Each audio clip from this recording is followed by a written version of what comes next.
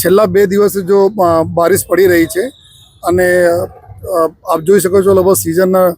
40% જેટલા બારિશ જો 2 દિવસમાં થઈ ગઈ. આ પ્રકારના જો મુસળાધાર બારિશ જ્યારે સુરત શહેરમાં થઈ જોઈએ અને એના લઈને જો અમારા અમુક વિસ્તારો હતા જ્યાં પાણી ભરાય, જેમાં ખાસ કરીને જો સરથાણા વિસ્તારમાં, વરાછા વિસ્તારમાં, સારોલી વિસ્તારમાં જો અને દર વખતે જો હેમાદ, જો સણિયા હેમાદ વિસ્તારોમાં પાણી ભરાય છે, ત્યાં પાણી વધુ માત્રામાં ભરાય. મીઠી ખાડી એરિયામાં બી જો લિંબાયત એરિયા આવે છે ત્યાં પણ જો આ પાણી ભરાય. અને આજે અમે જોઈએ તો અમાવસ હોવાના કારણે પણ જો ટાઈડ, જો બેક ટાઈડને લીધે, જો હાઈ ટાઈડને લીધે પણ જો ખાડીના પાણી બી અમુક વિસ્તારોમાં જો ફરી વળ્યા છે જો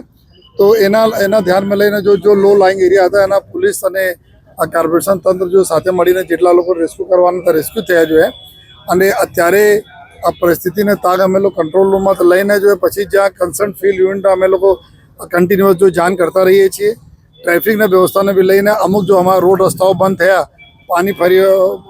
ફરી એના ઉપર જો રોડ પર પાણી આવવાના કારણે એના લઈને બી ઘણી બધી જગ્યાઓ અમે ટ્રાફિક ડાયવર્ટ કરવાની ફરજ પડી છે જો જેના લીધે જો આપને બી તકલીફ નહીં પડે અને ટ્રાફિક જામની સમસ્યા હળવી થાય જોઈએ. અને ફરીથી જો